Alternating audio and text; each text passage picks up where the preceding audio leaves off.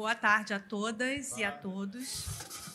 É uma honra estar aqui neste painel parlamentar, representando a Ambep, sobretudo a força coletiva dos nossos associados. Desde a criação da Célula de Relacionamento Estratégico, temos buscado ampliar nossa presença institucional, influenciar positivamente o debate legislativo e garantir que os direitos dos nossos associados estejam sempre no centro das decisões políticas. Hoje, mais do que apresentar números e ações, queremos dialogar. Queremos refletir sobre o papel da representatividade, da mobilização e da articulação estratégica em um cenário político desafiador, mas também cheio de possibilidades. Para isso, contamos com a presença de dois convidados muito especiais. O assessor Lucas Sá, que trará uma análise da conjuntura atual, e a nossa querida associada, Dona Rosa, que representa com orgulho a voz ativa da base.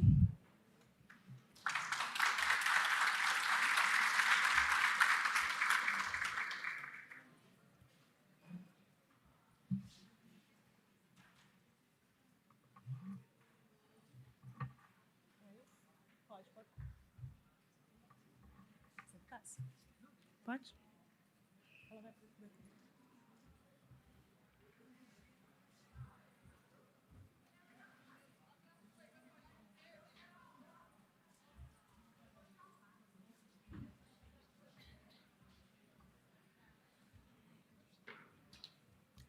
Esta apresentação é fruto do trabalho da nossa Célula de Relacionamento Estratégico, criada para ampliar a presença da Ambep no cenário legislativo nacional. Nosso objetivo é garantir que os interesses dos petroleiros estejam sempre representados com seriedade e competência. A célula foi criada em 2023 e, desde então, tem atuado num cenário novo, dentro do campo da Ambep.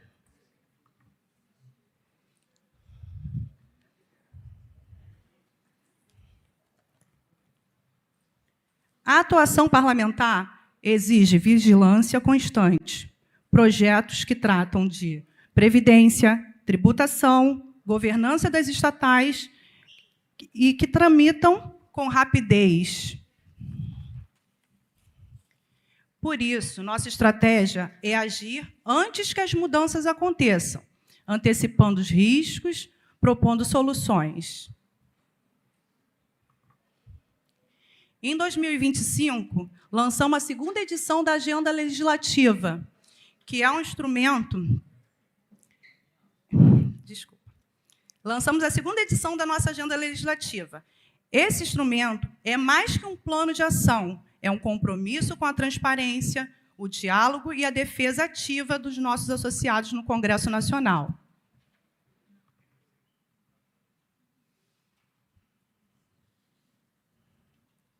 Entre janeiro de 2024 e junho de 2025, monitoramos 119 proposições.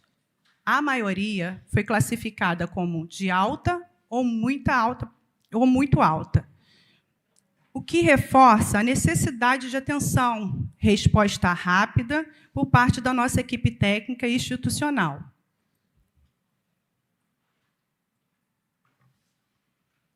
Desde a criação da célula, nós acompanhamos 133 proposições. Destas, 119 estão em tramitação, 8 foram aprovadas e 6 arquivadas. Esse acompanhamento contínuo garante que nossos associados estejam sempre informados, protegidos, frente às mudanças legislativas.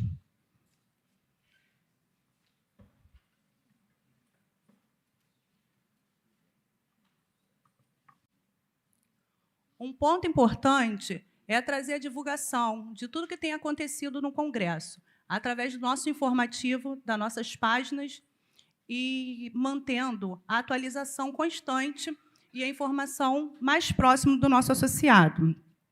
A informação é o primeiro passo para a mobilização. Por isso, utilizamos diversos canais, informativos mensais, site, redes sociais, encontros presenciais, para garantir que todos os associados tenham acesso a pautas e a discussões possam participar ativamente.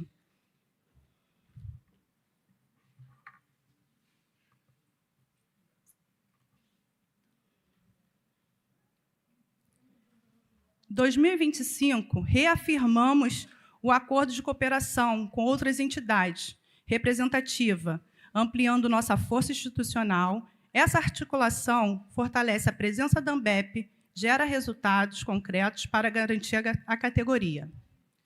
A articulação estratégica com parlamentares e autoridades fortalece nossa posição. Acordos de cooperação ampliam o alcance da ANBEP e geram resultados.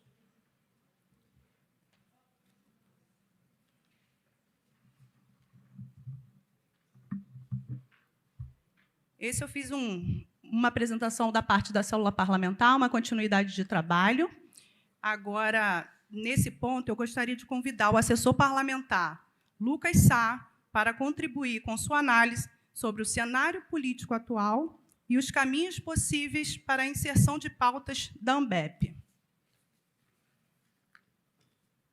Lucas, trouxe 2 perguntas para você. Diante dessa conjuntura, como você avalia a inserção das pautas da ANBEP no Congresso Nacional? Há espaço para avanços concretos? E a segunda pergunta, considerando o atual cenário político e legislativo, quais são os principais desafios e oportunidades para a atuação das entidades representativas como a ANBEP?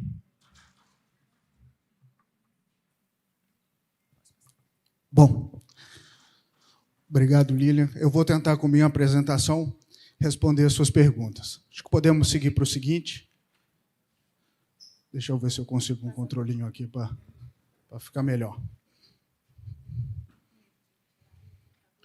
Não, tá tudo na mesma. Já acho que colocaram tudo na mesma lá. Tá? Vamos lá. Bom, antes de mais nada, boa tarde a todos. Eu quero agradecer demais o convite da ANBEP por estar aqui. É o segundo encontro, mas é a minha primeira vez aqui. Ano passado, infelizmente, eu não consegui estar presente. O evento calhou no dia do nascimento da minha segunda filha. Eu tive que dar prioridade para esse outro evento. Mas eu não deixei de acompanhar nem o evento, nem os assuntos aqui. Para tentar, Lilian, responder um pouco das suas perguntas, eu vou tentar partir do macro para o micro. E aí nós vamos tentar falar um pouco sobre a conjuntura política atual, para depois tentar inserir as pautas da ANBEP dentro dessa conjuntura. E quando a gente fala da conjuntura política, o aspecto mais relevante dentro de uma conjuntura dos assuntos, pelo menos daqueles que nos interessam, é a governabilidade. Governabilidade, que a gente pode conceituar dizendo que a estabilidade, funcionalidade e eficiência de um governo está intimamente atrelada à capacidade de negociação e alinhamento entre os poderes legislativo e executivo. Na prática, governabilidade é a capacidade do poder executivo de aprovar suas pautas dentro do Congresso Nacional. É assim que o nosso sistema político está formado, onde o Poder Executivo não consegue governar sem um apoio concreto do Legislativo. Na ausência deste apoio, ou havendo uma discrepância de interesse entre um e outro, nós temos um conflito político com consequência social muito grave. Por quê? O Executivo não conseguirá governar e o Executivo não dispõe, o Legislativo não dispõe das capacidades para governar no lugar do Executivo. Então, é necessário ao país e ao governo que ele disponha de algum grau de governabilidade, e isso se reflete nos números de alinhamento do parlamento. Eu vou trazer aqui alguns números, de forma geral, alguns números que são muito simples e muito públicos, de composição das duas casas, e, em seguida, um levantamento sobre o alinhamento do governo federal com as votações dentro do Congresso Nacional.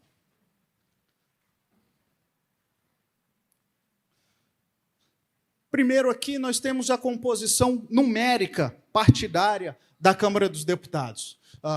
PL é o maior partido, o PT em seguida, que a gente tem que colocar ali em federação, é uma questão, né, legal. Na última eleição, se abriu a possibilidade de federação, né? O PT faz parte de uma federação com o PCdoB e com o PV, e as federações se comportam como se um partido fosse legalmente. Por isso que está aí. Esse número, vocês vão ver em sequência ali, uma sequência de 4 partidos nada desprezíveis numericamente, um segundo bloco ali de 5 partidos menores, que talvez em conjunto possam fazer diferença, mas não do tamanho daqueles, e uma série de partidos menores. Mas o dado importante daí é exatamente o que está descrito aqui embaixo. O que compõe hoje os partidos declaradamente da base governista, sendo eles os partidos da Federação, PDT, PSB, PSOL e Rede. Eles têm juntos, na Câmara dos Deputados, 125 deputados. Isso aqui nós estamos falando de um total, vale lembrar sempre, um total de 513 deputados federais. É isso que compõe a Câmara dos Deputados. Vocês vão ver, aquele que for mais cuidadoso e somar os números aí, vocês vão ver que esses números dá 511, não 513. Mas isso é porque nós temos 2 deputados licenciados sem assunção de suplente nesse momento. Partidos declaradamente de oposição. E declaradamente de oposição hoje na Câmara dos Deputados só temos PL Novo. Somam 93 deputados. E partidos que não têm adesão formal ao governo. E aí nós temos essa série de partidos aí que somam 293 parlamentares. Não é difícil, olhando para esse número aí, de ver nas mãos de quem está o poder das decisões do Congresso Nacional, né? Esse cenário ele pode ser considerado razoavelmente novo, mas nos últimos governos tem sido uma constante.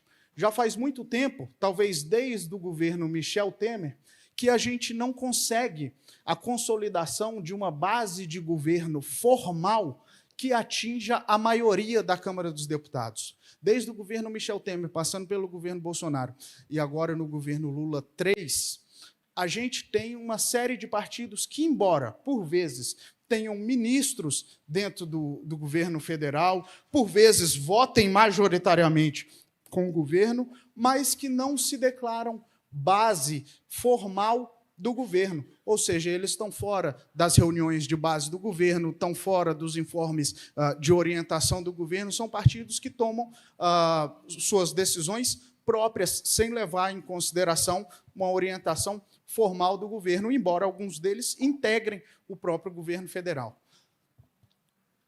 O cenário no Senado Federal é, de alguma maneira, parecida, né? Nós temos os partidos declarados, vocês veem um número menor de partidos, porque o Senado Federal tem um número menor de partidos com representação.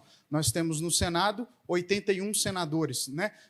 E nem todos os partidos que estão representados na Câmara dos Deputados estão representados no Senado, porque não elegeram senadores. Lá, a base governista declarada é de 16 parlamentares, somando os parlamentares de PT, PDT, PSB, e a oposição declarada, também lá somando só PL Novo, é de 15, e a base sem adesão formal é de 50 senadores. Ou seja, você soma esses dois e mostra que, no conjunto das duas casas, o poder de decisão, na verdade, estão naqueles que não têm adesão declarada ao governo. São esses partidos, desde que hajam em conjunto, que vão dizer os rumos das decisões do governo. E aí nós precisamos trazer os números. Tá, mas como isso se reflete? Como tem votado esses partidos? Existe governabilidade no nosso país? E aí a gente traz um número. O número interessante disso tudo aqui é aquele lá em cima, que é o número de alinhamento geral. O alinhamento geral da Câmara dos Deputados é de 71%. Isso quer dizer o quê? Que 71% das vezes no plenário da Câmara dos Deputados, o Congresso, ou a Câmara dos Deputados especificamente nesse caso, votou de acordo com a orientação do governo. Para quem não entende da prática legislativa, sempre que tem uma votação no plenário da Câmara dos Deputados e do Senado Federal, a votação é precedida por um processo chamado de orientação. Nela se chama o líder de cada partido e existe na Câmara dos Deputados um líder do governo e um líder da oposição. Cada um desses líderes tem 1 minuto ali, vai no microfone e diz: o PT orienta sim, ou o PT orienta não. O governo orienta sim, o governo orienta não. A partir daí, cada deputado, levando em consideração a orientação do seu partido, do governo ou da oposição, toma sua decisão, vai lá e vota. O número da Câmara dos Deputados é de 71% de forma geral na decisão da Câmara. Os partidos, como se comportam? Vocês veem o índice de alinhamento do PT, obviamente, muito alto, de 98%. O alinhamento mais baixo é do Novo, apenas 19%. Mas vocês veem que o grosso, se a gente pegar essa tabela aqui e fizer uma comparação com os números dos parlamentares, vocês vão ver que os partidos que estão aqui no meio desse gráfico são basicamente os mesmos partidos que estavam no meio do outro gráfico. Ou seja, aqueles partidos que compõem aquilo que a gente costuma denominar de centrão, esse não é um bom nome, porque não traduz de verdade o que é aquele bloco de partido, e faz parecer que são todos a mesma coisa, e não são, né? Mas mostra que esse número é mais parecido com o comportamento dos parlamentares do centro. No Senado, nós temos um alinhamento maior, de 78%. Isso se dá ali, é demais fazer essa análise ali, mas vocês vão ver, por exemplo, partidos do centro mais aliados. Por exemplo, o grande responsável por esse número no Senado ser grande é, sobretudo, o MDB, que é uma bancada muito mais representativa numericamente no Senado do que é na Câmara dos Deputados, e apresenta no Senado um índice de alinhamento com o governo absolutamente governista, né? 96%. Ou seja, o Senado é uma casa, pela sua composição partidária, mais alinhada com o governo federal. Isso tudo vai servir para a gente tentar, aí sim, traçar um pouco do cenário e um pouco das tendências nas pautas que nós temos lá de interesse. E aí, para falar um pouco das tendências que nós temos, primeiro, uma análise básica desse cenário apresentado para dizer: o número de 71% na Câmara dos Deputados pode assustar, pode parecer pouco para um governo, mas se a gente comparar esse número com esse mesmo período de outros governos, nós vamos ver que não está muito distante da média. Talvez exceção ao longo da história dos governos tenha sido o governo Lula I e Lula II, que contou com uma governabilidade, um índice de alinhamento Congresso Nacional muito alto, mas se a gente pensar nos outros governos, sobretudo nos últimos 2 governos, para além desse, nós vamos ter um índice muito parecido. Então, não dá para, a partir desses números, a gente dizer que temos hoje uma crise de governabilidade no país. Não, a governabilidade existe. Entretanto, esses números mostram um claro alerta. E o alerta é de que o governo está longe de ter total controle do Congresso Nacional. E isso se dá, em algum grau, pela inabilidade política do governo, em outro grau, pelo distanciamento pragmático do que pensa o governo e do que pensa o parlamento. A partir daí, pensando no cenário que vivemos hoje, 2 tendências são muito claras. E as 2 tendências estão ligadas ao que a gente vai viver daqui a pouco, que é o período eleitoral. A Câmara e o Senado Federal, o Congresso Nacional como um todo, volta de recesso na semana que vem. E nós já passamos a viver muito fortemente, dentro do Congresso Nacional, a partir daí, um cenário pré-eleitoral, né? Quase que um cenário eleitoral. E aí, a gente tem 2 coisas muito claras. Primeiro, vai baixar de produção.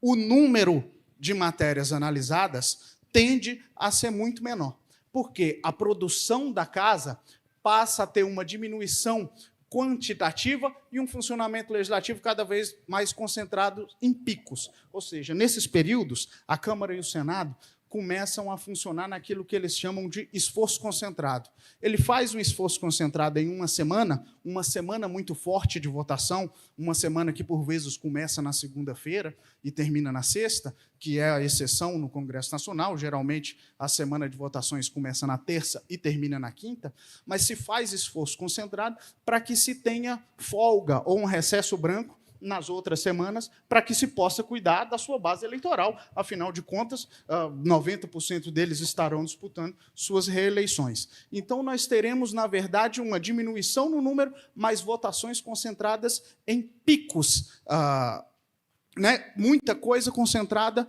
em um pequeno espaço de tempo. E, obviamente, isso acaba condicionando essas votações à conjuntura daquela semana. A gente acompanhou aí, só para tirar o último mês como exemplo, a gente acompanha sempre as notícias pelos jornais, tenho certeza que todo mundo aqui é muito bem informado. Veja como o relacionamento entre governo executivo e legislativo teve altos e baixos durante esse mês. História do IOF, o Congresso aprova um projeto de decreto legislativo que susta o IOF vai para o Supremo. Primeiro, o Executivo tem que decidir se vai para o Supremo ou não, isso desagrada o Legislativo, o Supremo decide outra coisa, entra em recesso legislativo, a temperatura calma, ou seja, aí ainda tivemos todas as questões relacionadas ao Judiciário e o ex-presidente Jair Bolsonaro, que sobe o clima de novo, mas o Congresso está em recesso, já não faz diferença o clima político, ou seja, a partir de agora, isso tudo acaba condicionando muito a capacidade de alinhamento com o governo. Porque a semana em que se vai ter um esforço concentrado tem que ser decidido antes. A conjuntura política em que se dará essa semana já não se consegue decidir, porque isso faz parte dos acontecimentos. A segunda tendência muito clara que nós temos é exatamente a tendência ligada mais fortemente ao cenário eleitoral, que é o cenário eleitoral daqueles que votam. É natural que, neste período, deputados e senadores pensem ainda mais. Óbvio que qualquer deputado e senador pensa nisso antes de uma votação, pensa na sua repercussão, na sua própria base eleitoral. Mas, a partir de agora, se pensa muito mais na repercussão eleitoral de cada voto de um deputado ou de um senador. E o governo também pensa nisso, nas pautas que ele vai propor que o Congresso Nacional analise. A tendência disso é que nós tenhamos menos aprovações de pautas típicas de governo, que são pautas de contenção de gastos, rejeição de pautas que aumentem gastos. A tendência, nesse período, é sempre uma maior aprovação de pautas que envolvam gastos públicos e, muitas vezes delas, gastos que estão fora dos planos orçamentários do governo federal. Então, eu queria trazer esse apanhado geral do cenário político atual que a gente tem, com algumas tendências que a gente pode ter a partir desse cenário. E aí, complementando na pergunta da Lília, a gente trazer um pouco sobre o relacionamento da ANBEP com o Congresso Nacional, que está inserido dentro desse contexto. E aí a gente trouxe alguns recados vindos de lá, né?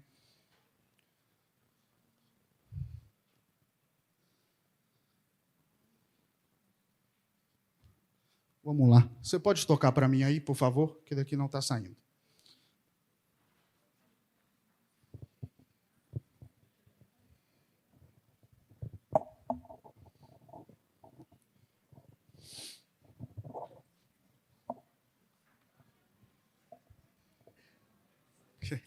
Esse vídeo, se tiver dificuldade, é vídeo Alice Portugal.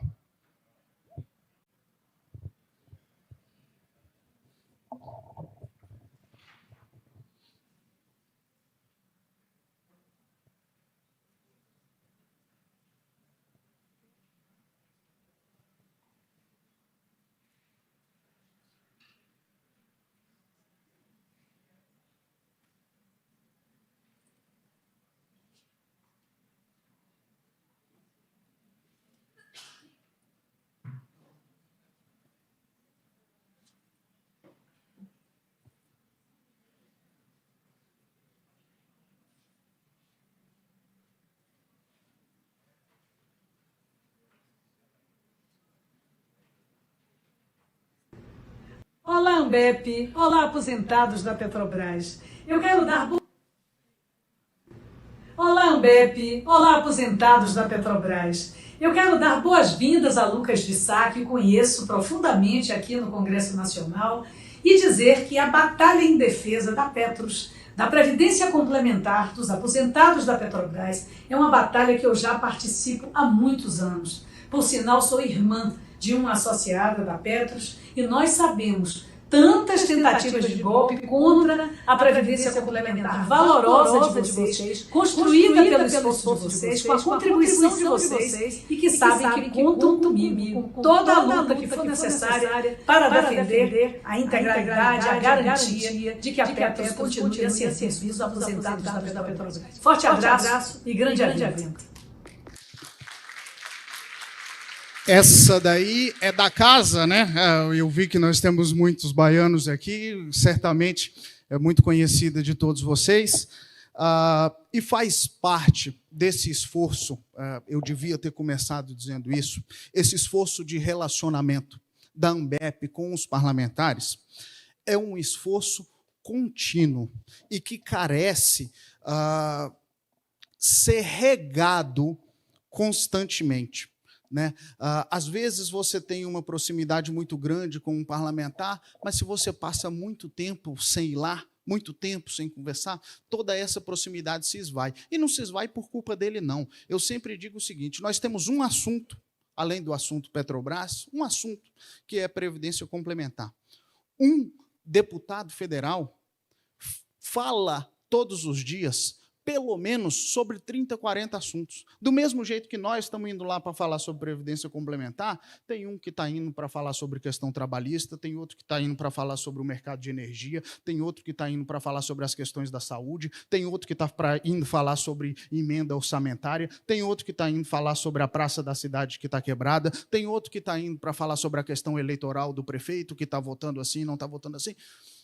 Um parlamentar tem sempre uma quantidade gigantes de assuntos na cabeça que está tratando todo dia. Nós precisamos que o nosso assunto esteja sempre vivo na cabeça dele. E aí a gente vai sempre atrás de algumas ligações. Vejam só, Alice é uma deputada conhecida por atuação em outros setores. É uma deputada com uma atuação muito forte na educação, muito forte na saúde, mas veja só que ligação. Alice é irmã de um associado da Petros, né?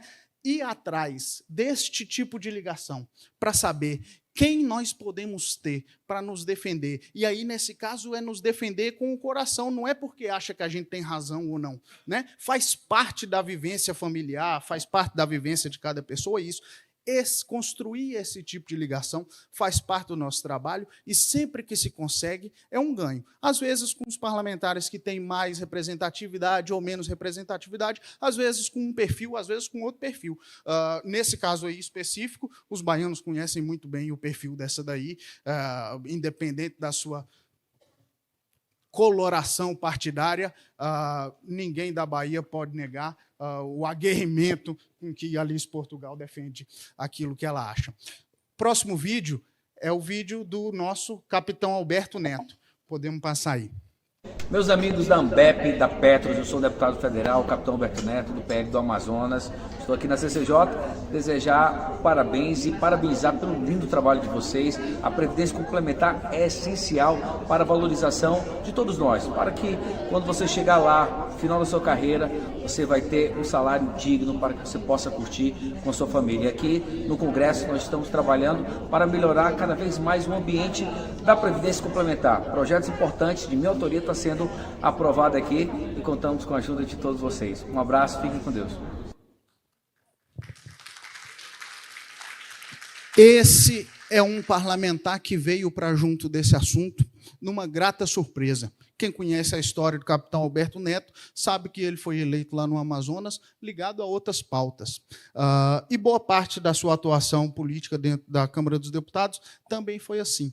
Até que, procurado por pessoas do assunto, gostou da questão e, de repente, o capitão Alberto Neto me saiu como autor de 8 projetos de lei que modificam as regras da Previdência Complementar no país. Então, de repente, virou um ator dentro dos temas da Previdência Complementar e fez questão de gravar o vídeo. Ele já tinha gravado vídeo para o evento do ano passado, fez questão de gravar vídeo para esse ano, porque ele faz parte do escopo dele um esforço muito grande, que é de mostrar que essa pauta é multipartidária, né? Como a gente tem, basicamente, aí, por conta de uma construção histórica ou qualquer outro fator, a gente acaba tendo parlamentares muito mais ligados ao campo da esquerda, com proposições que tratam sobre previdência complementar. E ele, depois da apresentação desses projetos todos, tem feito um esforço para mostrar que essa pauta é pluripartidária, né? Não tem coloração. E isso é um esforço muito bacana, porque é assim que tem que ser, né? É assim que tem que ser a nossa atuação, como ela é, e o nosso sonho é que seja assim também dentro do Congresso Nacional, que não seja questão de um partido, de um governo ou outro, que seja uma questão de onde assiste razão dentro de determinado debate. Nós temos um último vídeo aí, podemos passar, do nosso querido deputado Pompeu de Matos. Olá, pessoal, da nossa querida ANBEP.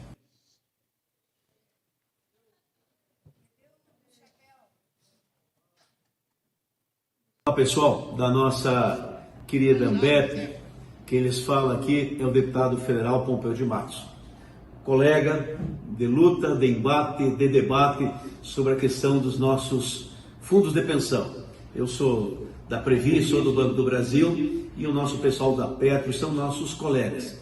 Então, esse encontro nacional que vocês estão fazendo aí em Salvador, quero aí desejar um bom encontro, dizer que nós somos parceiros na mesma luta. Então, aí a nossa associação das mantenedores e beneficiários da Petros são aqueles que precisam estar muito atentos sobre toda uma situação que eles estão de olho nos nossos fundos de pensão. É o governo, é este governo, todo governo olha para o fundo de pensão, porque ali está um fundo generoso, com muito dinheiro. É o caso da Previ, é o caso da Petro, é o caso da Postales, é o caso da FUNCEF, ou seja, os fundos de pensões, especialmente os maiores. E o exemplo disso está na reforma tributária. Os colegas lembram, o embate, o debate, o combate que nós fizemos para que não viessem taxar os nossos fundos em 10, 12, 13, 14%. É uma coisa assim absurda. E nós conseguimos derrubar com um enfrentamento muito firme e muito duro. Ou seja, nós estamos do lado dos nossos fundos de pensão. A outra questão é sobre o imposto de renda. Tem vários fundos que estão voltando a contribuir para recompor o fundo, ou seja, recuperar o fundo. E o que o governo está fazendo? Cobrando imposto de renda sobre este valor que tu estás devolvendo para o fundo para recompor, né, toda a estruturação. No caso, a Petros tem essa realidade. E aí está cobrando imposto de renda, o dinheiro não é teu. Tu não está usufruindo desse dinheiro, como tu vai pagar imposto de renda sobre algo que não é a tua renda? Isso está indo para o fundo. Então, é um debate duro, mas que nós temos lado e nós estamos juntos, emparcerados nesse debate. E o último é sobre essa questão da governança. Eu tenho uma boa experiência nisso, como integrante da Previ, do Banco do Brasil, de onde sou oriundo. Nós da Previ já não temos mais voto de Minerva. Ou seja, o equilíbrio entre a mantenedora e os contribuintes. Ou seja, ali não tem dono, não tem patrão, não tem quem manda. Ali tem o debate, a discussão, o encaminhamento, o equilíbrio e a responsabilidade de todos sobre tudo. Então não tem o voto de Minerva. No Banco do Brasil já é assim. E eu entendo que todo fundo de pensão tem que avançar para essa governança equilibrada, equitativa, moderna, responsável e que valoriza quem? O beneficiário. Porque nós somos donos desse fundo. Esse fundo pertence aos trabalhadores, pertence ao contribuinte, né, do fundo, que somos nós, da Petros, do Postales, da Previ, enfim, da FUNCEF. Então, nós temos, como disse, lado, estamos junto com vocês nesse embate, nesse debate. Podem contar conosco. Nós queremos ser instrumento de enfrentamento em favor dos nossos colegas, de todos os fundos de pensão. até para que o governo conheça, reconheça, valorize e nos respeite. E para nos respeitar, nós temos que firmar o pé. E esse é o meu papel e faço com muito prazer. Bom debate para vocês aí, conte comigo. Aqui em Brasília nós estamos de pé trancado. Um boi para não entrar na briga, uma boiada para não sair. Nós estamos juntos.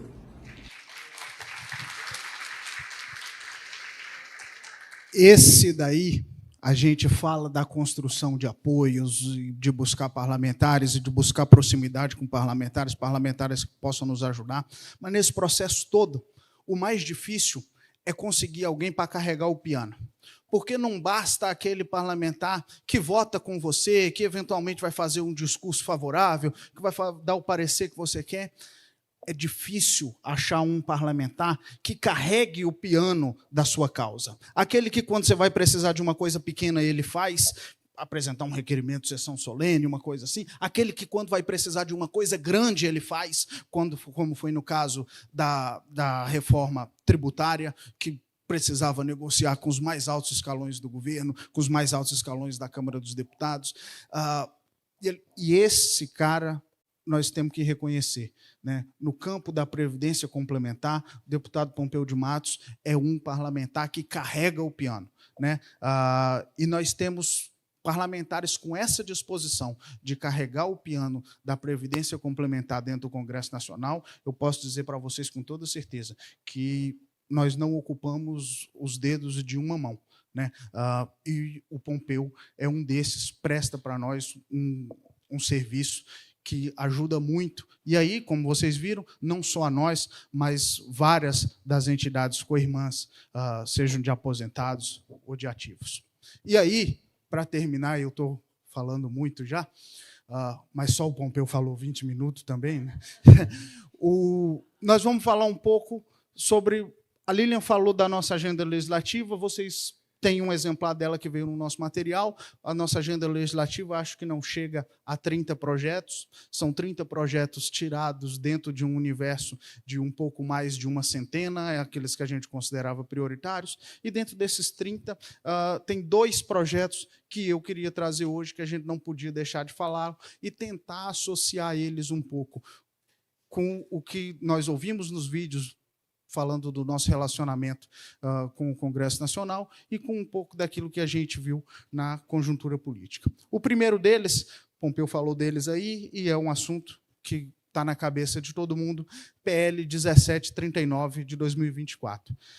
Eu vou gastar um pouco do tempo aqui para falar um pouco sobre o que é e um pouco da história desse projeto. Eu sei que a maioria de vocês já conhece o projeto e conhece a história deles, mas para aqueles que não conhecem, vão escutar hoje. Esse projeto, o que ele faz, antes de tudo? Ele permite a dedução no imposto de renda da contribuição do equacionamento nos planos de previdência complementar fechada. Esse projeto nasce lá no ano de 2017, ele tem esse número aí entre parênteses, porque esse era o número que ele nasceu lá na Câmara dos Deputados, 8821 de 2017. Ele nasce no período pós-CPI dos fundos de pensão. A CPI dos fundos de pensão fez uma série de investigações, porque os grandes fundos apresentaram um déficit absurdo, e a CPI, no final dela, ela tem algumas coisas para fazer. Ela apresenta o indiciamento de quem ela acha que deva ser indiciado, e ela apresenta algumas propostas legislativas.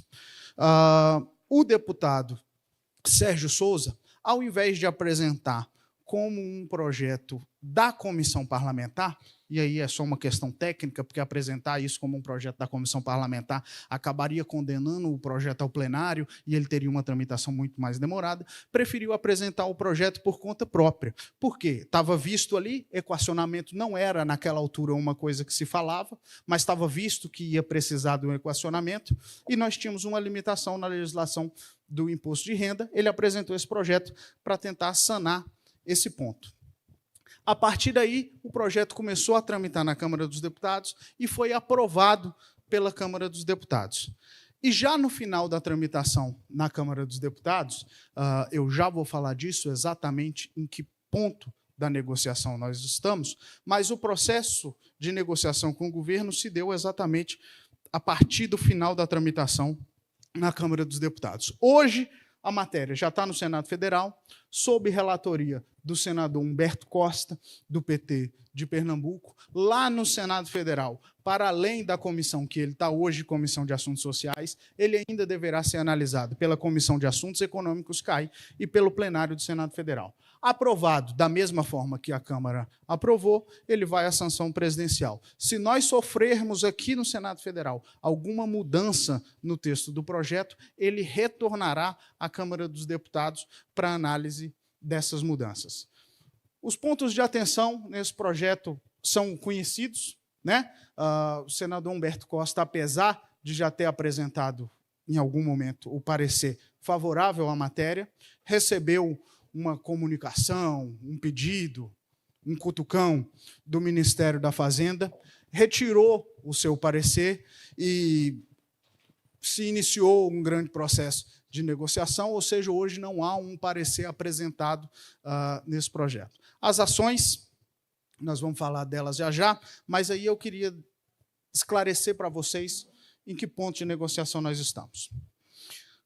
Eu preciso voltar um ano e pouco atrás, quando nós aprovamos esse projeto na CCJ da Câmara dos Deputados, que foi o ponto final da tramitação na Câmara dos Deputados. Lá, no dia da votação, pautado com uma grande mobilização de aposentados dentro da casa, o governo chamou os representantes para uma reunião na sala da liderança do governo. E falou, olha, o projeto é muito amplo, eu vou apresentar aqui uma solução para vocês de meio termo. Qual era a solução? A solução era de que o equacionamento podia estar dentro da dedutibilidade do imposto de renda, mas limitado aos 12% que a legislação já tinha. Nós olhamos para aquilo e, na verdade, esse debate, que em tese nem era para existir, ele só existe por conta do próprio governo, porque os 12% já estão na lei. Né? Você já deduz 12% da sua contribuição para a Previdência Complementar. Só que, quando se fez a lei, não se pensou em contribuição ordinária ou extraordinária. Era a contribuição. Ou seja, mesmo que houvesse equacionamento, se ele estivesse dentro dos 12%, não haveria debate. Né? Deveria estar tudo dentro dos 12%. Em algum momento, a Receita Federal elaborou uma resposta de consulta, né, o que eles chamam de COSIT, dizendo que o equacionamento, mesmo que tivesse dentro do limite dos 12%, a contribuição do equacionamento não estaria dentro desses 12%. Né? Isso gerou um problema, era um bode na sala, que foi o bode que o governo nos ofereceu para retirar nesse momento, que era colocar o equacionamento dentro dos 12%. Nós, obviamente, naquele momento, dissemos, olha, 12% nós entendemos que nós já temos. O que vocês estão fazendo com a COSIT da Receita Federal, nós entendemos que é um erro e a Justiça tem entendido assim também. Né? Então, 12% para nós não é acordo, 12% é derrota. Nós vamos para o voto. Entre perder lá dentro do plenário no voto ou perder aqui na reunião com vocês, nós vamos perder lá no voto.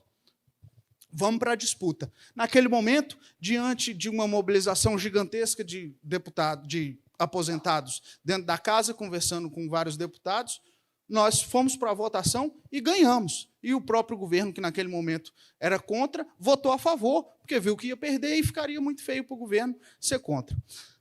Nós fomos para o Senado Federal, já sabendo que enfrentaríamos essa briga lá também.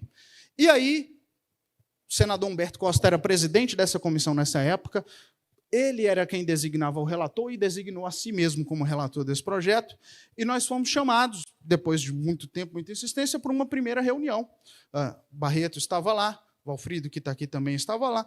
Fomos chamados para uma primeira reunião em que o governo falou, não, eu vou apresentar uma proposta que vai contemplar os aposentados e nós vamos poder caminhar com isso. E aí, para nossa surpresa, a proposta era a mesminha que eles fizeram lá na Câmara dos Deputados. E aí, mais uma vez, nós dissemos, olha, nós não temos por que mudar de opinião. Né? Nós continuamos achando que 12% é derrota, nós queremos o projeto para essa isenção toda. E começamos um processo de construção de negociação. No último mês de junho, agora, eu tive que ligar correndo para o Barreto, dizendo, a Casa Civil nos chamou para uma reunião no Palácio do Planalto. uma reunião que reuniu pelo menos 6 órgãos do governo: Secretaria de Relações Institucionais, Ministério da Fazenda, Receita Federal, Ministério do Planejamento, mais uns 2 ou 3, e algumas Casa Civil e algumas entidades. E aí nós falamos, ora, se esse tanto de gente chamou a gente para uma reunião agora, vai vir uma proposta. A gente já estava pensando, bom, se tiver que negociar, quantos % nós vamos aceitar, né? Pensamos, mas, enfim, sentamos na mesa e, de novo, para nossa surpresa, eles fizeram a mesma proposta. Eu imaginei que essa turma deve estar muito sem trabalho, porque eles já escutaram 2 não com essa proposta e juntam esse tanto de gente para fazer a mesma proposta. E nós dissemos não, mais uma vez. E o projeto está parado, porque o senador, nesse momento, está, obviamente, numa sinuca que ele vai ter que resolver, né? Ele é base do governo, ele é do partido do governo, existe um posicionamento do governo contra ele, mas ele tem uma questão eleitoral, tem uma proximidade com os aposentados e com os ativos do estado dele, em que, obviamente, ele não quer chatear. Essa situação coloca ele numa sinuca, mas nós estamos exatamente dentro desse processo de negociação nesse momento. Como isso vai se resolver? Nós temos esperança que vai se resolver para o nosso lado. Precisamos agir para isso. Mas vale dizer, a nossa força aqui, nesse momento, é menor do que já foi, né? Quando a gente encarou a briga e ganhou na Câmara dos Deputados, nós tínhamos um elemento que nós não temos aqui, que era a segurança do relator, né? No caso da Câmara dos Deputados, o relator tinha sido o relator do projeto a nosso pedido, ou seja, ele comprou a briga com quem tivesse que comprar para defender a nossa posição. Não é o caso agora, né? A gente parte do princípio de convencer o relator a comprar essa briga com o governo. Então, nós temos essa dificuldade. Como é que a gente soluciona isso? Gestão política, em nível estadual, partidário, pessoal, ou do jeito que for, com o relator da matéria, senador Humberto Costa, e uma atuação forte e estratégica dentro do processo de negociação. A gente sabe que essa é a questão mais latente para o universo dos aposentados, a gente sabe que é a questão mais... Escutamos isso aqui hoje, que essa é a questão mais latente para os participantes e assistidos da Petros, mas a gente tem que pensar sempre que a solução, o tempo da solução política não é o tempo da nossa demanda. Infelizmente, ou felizmente em alguns casos, né? Então, a gente provavelmente vai ter um pedacinho de tempo ainda trabalhando nesse projeto, mas vale lembrar que, uma vez que for lei, ele vai servir para esse equacionamento da agora e para qualquer um que possa vir no futuro. Então, nós não vamos largar mão disso, nem que o equacionamento seja resolvido de uma outra forma, né? Por exemplo, outros fundos resolveram seu equacionamento com contas próprias, né? A FUNCEF resolveu parte do seu equacionamento mudando fórmulas, algumas coisas ali. Mesmo que a Petros consiga fazer, nós não podemos largar a mão desse projeto, porque, no futuro, nós precisamos estar preparados para uma situação parecida. O outro, e por último, é o PLP 84 de 2015. Vejam que esse projeto é de muito tempo atrás. Esse é um projeto que muda todo o caráter de governança de um fundo de pensão. Ele altera a Lei Complementar 108 e a 109, e aí ele muda as regras e condições para indicação dos membros do Conselho Deliberativo, Conselho Fiscal, Diretoria Executiva. Ele muda regras de punibilidade aqueles gestores que venham a ocorrer em má gestão. Ele muda composição de Conselho Deliberativo, Conselho Fiscal, Diretoria Executiva, para aqueles fundos que ainda contam com a figura do voto de Minerva dentro dos conselhos. O projeto fala sobre isso, né? Mas é um projeto que estava parado desde 2015, porque esse assunto estava sendo debatido num outro projeto de lei complementar, que era o 268. Com a morte do projeto 268, lá no final do governo Michel Temer, quando mostrou-se que ele perdeu força e ele mudava de um outro jeito, esse passou a ser o principal projeto sobre essa mudança. E aí, já faz um ano que a gente tem falado que esse projeto ia ganhar corpo, ia ganhar força. E isso aconteceu. O relator dele na Comissão de Trabalho, o deputado Alexandre Lindemeyer, apresentou seu parecer com um substitutivo. Um substitutivo nada mais é do que ele pegar um projeto e ele muda tanto o projeto que aquilo não pode ser considerado uma emenda, é considerado um substitutivo, ou seja, é um texto que substitui o texto original. E é esse texto que vai para a votação. O deputado apresentou o seu substitutivo. E esse projeto chegou a ser pautado na Comissão do Trabalho, ato contínuo. Nós estivemos lá para conversar com o deputado Alexandre Lindemeyer, e ele nos revelou, falou, olha, está pautado, mas eu não vou votar. Acabei de receber uma ligação do Ministério da Fazenda, uma outra da Previc, eles estão com problema com o meu relatório, eu não estou seguro de votar.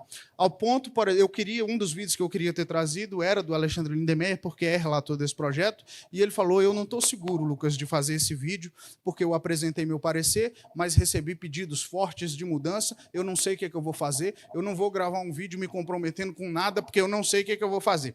Ou seja, se a gente já estava de olho e achava esse um projeto importante, diante dessa conjuntura, nós precisamos estar ainda mais atentos ao que virá dentro desse projeto, porque ele tem a capacidade de mudar nada, de mudar muito pouco ou de mudar tudo dentro da configuração de um plano de previdência complementar dentro da governança desse plano. Quais são nossas ações? Primeiro, um estudo muito cuidadoso do substitutivo apresentado e, eventualmente, do substitutivo que virá a ser apresentado, para dizer o que ali dentro que nos interessa, o que ali dentro não nos interessa e o que ali dentro nós precisamos fazer uma modificação ou outra. E, segundo, estabelecer um processo de interlocução qualificada e forte com o relator do projeto. Óbvio que nós temos passos depois dessa interlocução, que são com os demais membros das comissões, com o presidente da comissão, mas antes nós precisamos pressionar e nos colocar como parte dessa mesa de negociação nesse projeto. Eu espero, Lilian, ter respondido um pouco das perguntas. Não sobrou tempo quase nenhum, mas acho que nós conseguimos vir do macro para o micro aí das ações que nós temos para fazer. Muito obrigado.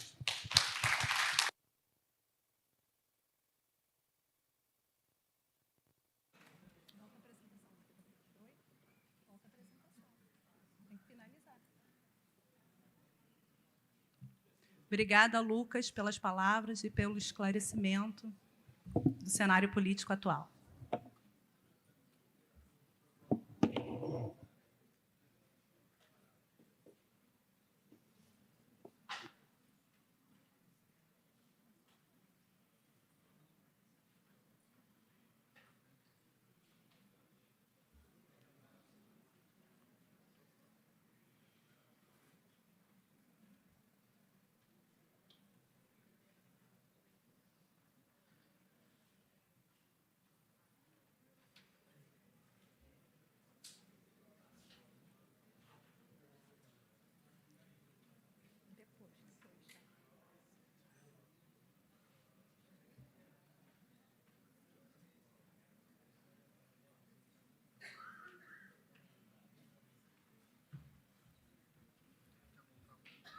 Mas ele tá...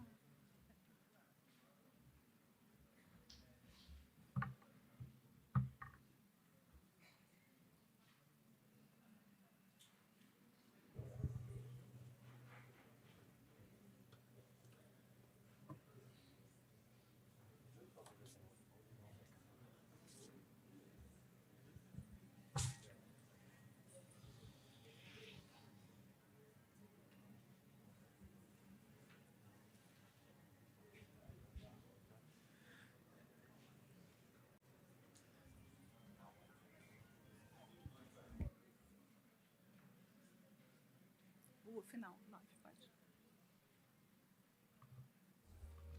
Nevertheless, why stir up memories? I've been invited on.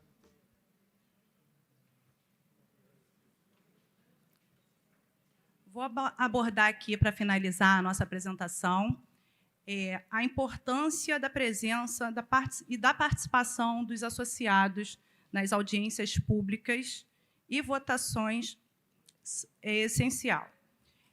É nesse espaço que a democracia se fortalece e que conseguimos influenciar decisões que impactam diretamente a vida dos nossos associados.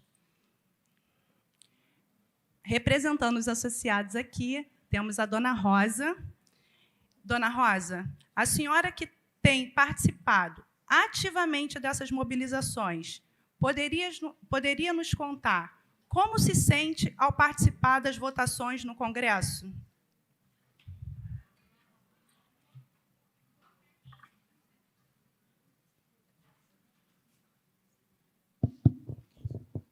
Cansada de andar para lá e para cá dentro do Congresso.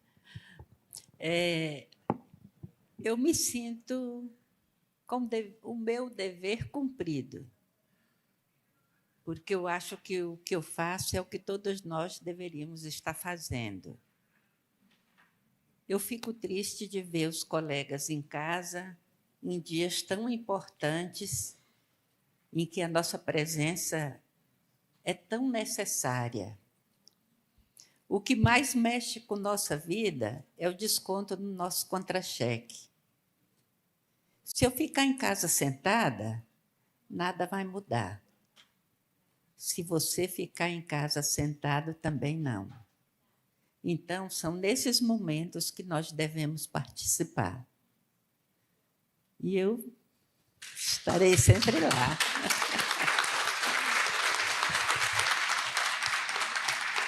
Obrigada pelas suas palavras, pelo seu apoio de sempre. Eu trouxe aqui, para fechar e concluir o nosso painel, a mobilização é senso de protagonismo. Estar presente, se manifestar e acompanhar os trâmites legislativos cria um sentimento de pertencimento e protagonismo entre os associados. Essa postura fortalece os vínculos com a comunidade e estimula novas lideranças.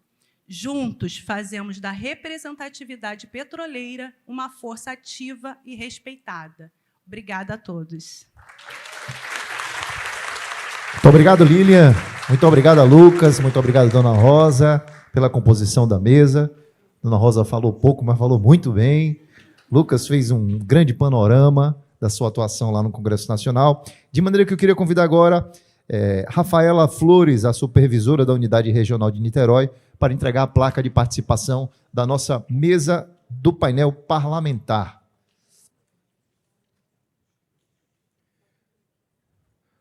Dando um recado, alguém parece que esqueceu um anel, parece que é de ouro pelo peso, hein? Lá no restaurante.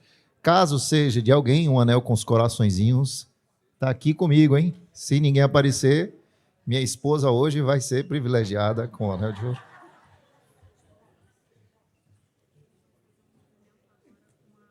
Ah, tá. Tá. Tá bom. Você, mano. Vamos à foto.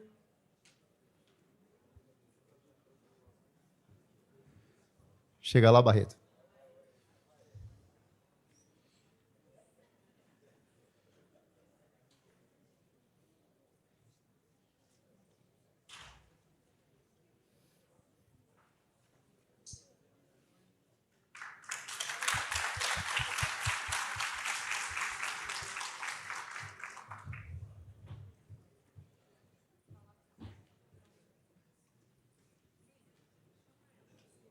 Lília, vem cá. Fazer o nosso momento da placa do PL, que está aí todo mundo a postos para levantar a placa.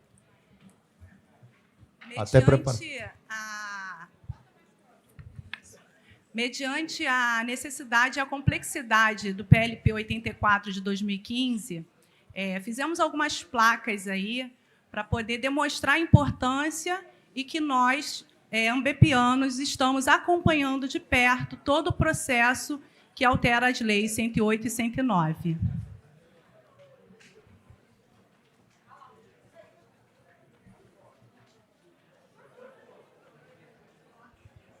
Fundos de pensão com equilíbrio e justiça, PL 84, 2015, sim.